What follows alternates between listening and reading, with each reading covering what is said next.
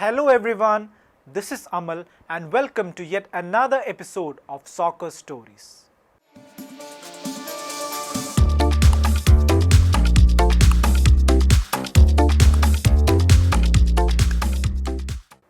Today, we'll be talking about one of the most intense moments in football. Yes, the penalty kicks.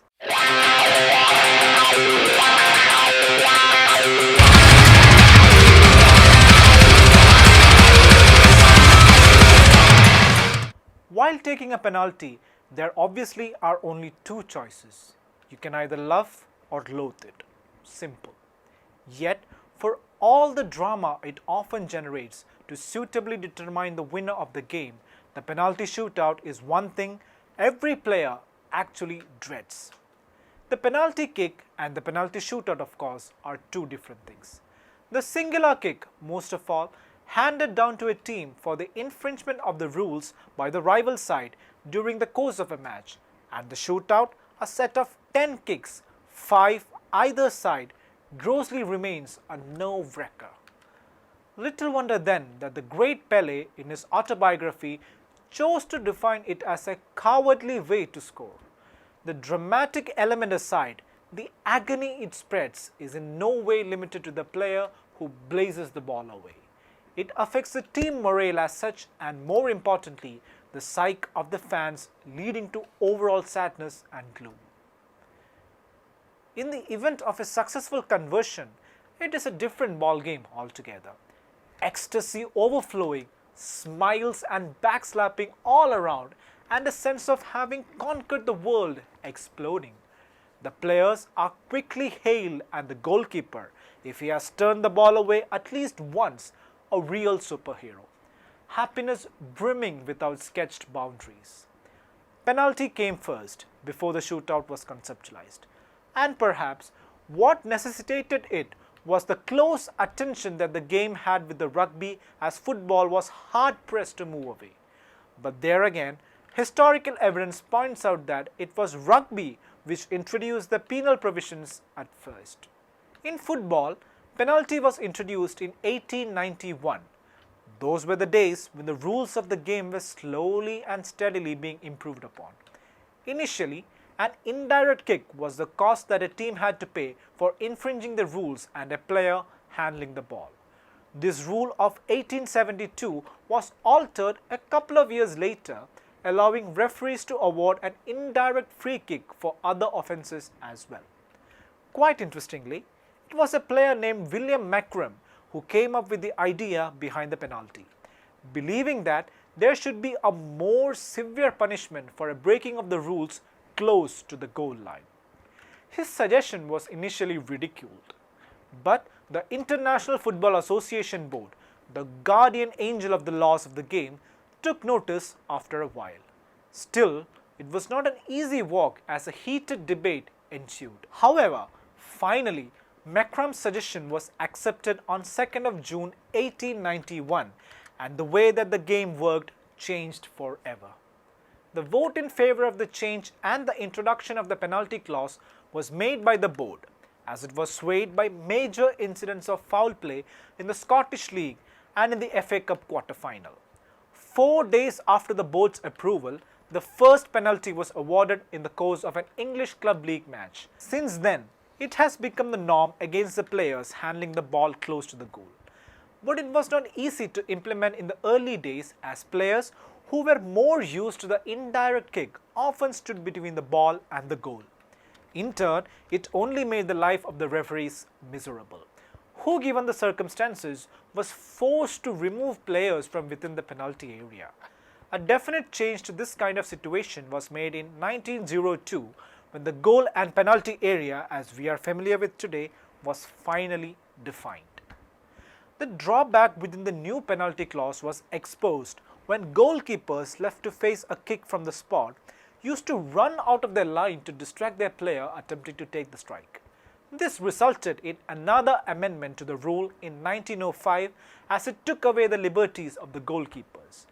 They have since then stood on the line until the kick was taken.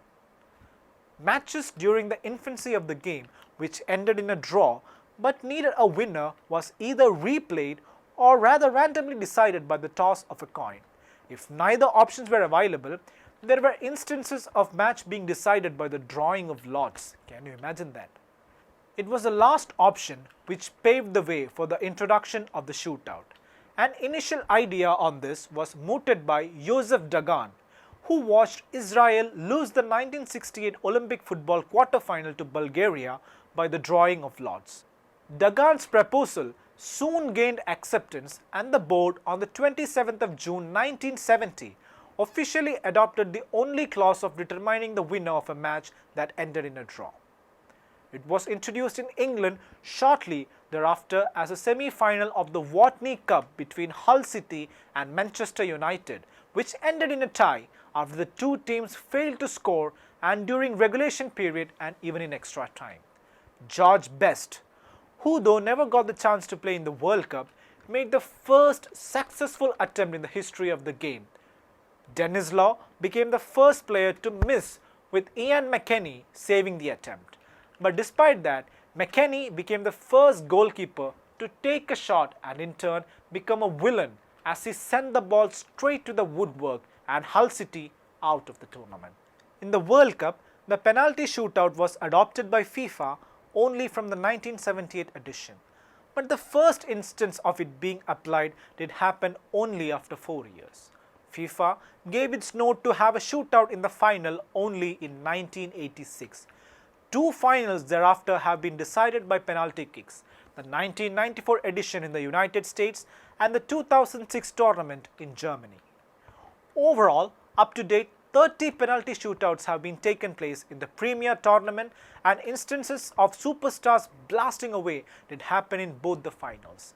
In 1994, the Italian dream merchant Roberto Baggio, after a fairy tale run, succumbed to the pressure and paved the way for the fourth title triumph of Brazil. In Germany, David Trezeguet muffed his chance, taking the second strike, ending France's dream of a second World Cup triumph. Though there are many instances in which players fail to keep their nerve while given the opportunity to convert the dead ball.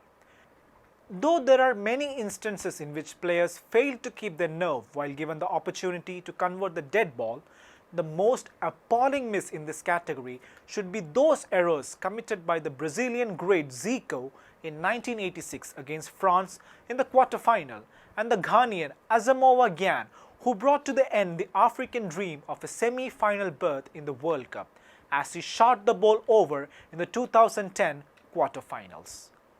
There has been several attempts to do away with the shootout as FIFA introduced the golden goal rule in 1993 and the concept of the silver goal in 2002. The golden ball bringing an abrupt end to a match at the extra time when either of the two teams turned successful. The silver goal surrounded around the theory of a team, if ahead, being declared the winner of the match at the end of the first half. However, both the methods were given up in 2004. In recent years, there has been another attempt to slightly alter the rules, with the ABBA system being introduced. This was so raised to bring about an alteration to the order that penalties are taken in the shootout. Previously, it was decided by a toss of the coin on which team got the first strike. It came to be generally agreed that this put the second team under undue pressure. Of course, the coin toss is still there, but under the new provision, the first team gets only one chance. Then the second team gets two strikes before the first team gets to attempt twice. The order is then circulated until the entire set of penalties are taken. It is often asked on whether there is an alternative to the painful penalty. Shootout. Frankly, it could last forever unless and until a new feasible method is approved by the board. Particularly so since we in the modern age cannot move back and decide matches either through a toss or the drawing of lots once again. With this, we conclude today's episode. Stay tuned to Striking Seconds for more soccer stories. Hasta la vista.